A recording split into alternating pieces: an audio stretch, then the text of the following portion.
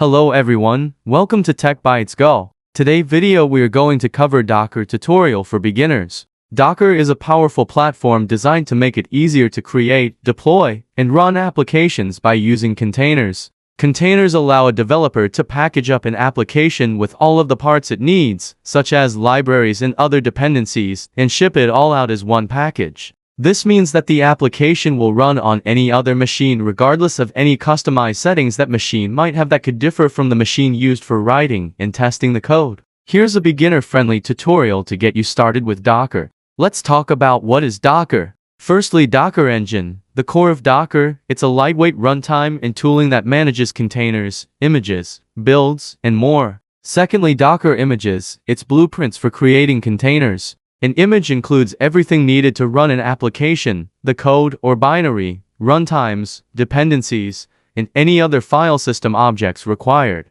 Finally, Docker Containers, the runtime instances of Docker images. Containers encapsulate the application in its environment. You can start, stop, move, and delete containers. Let's go through how to set up Docker. To install Docker, head over to the official Docker website and download the Docker desktop application for your operating system. Open a terminal or command prompt and run the following command to ensure Docker is correctly installed and running.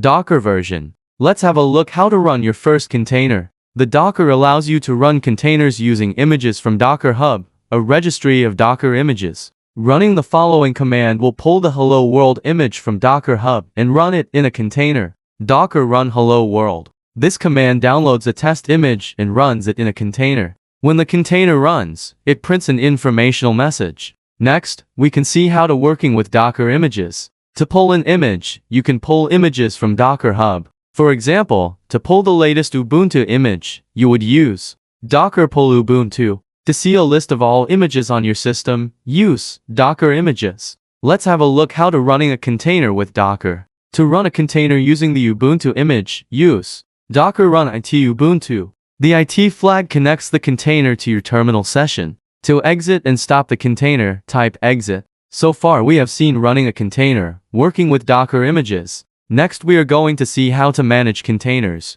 To list all running containers, use Docker ps.toc all containers, add the flag. To stop a running container, use Docker stop container ID. You can find the container ID by running Docker ps. To remove a stopped container, use Docker arm container ID. Let's dive into how to create a Docker image from a Docker file. Create a file named Docker file in a new directory. This file defines how to build your own Docker image. For a simple Python app, your Docker file might look like this. From Python 3.8, copy, app, workdir app, run pip installer requirements, text, cmd, python, double quotes / your -app.py. Next, navigate to the directory containing your Docker file and run Docker build to your image name. Now, you can run a container using your new image. Docker run dp 5000 to 5000 your image name. After running this command, your image running on port 5000,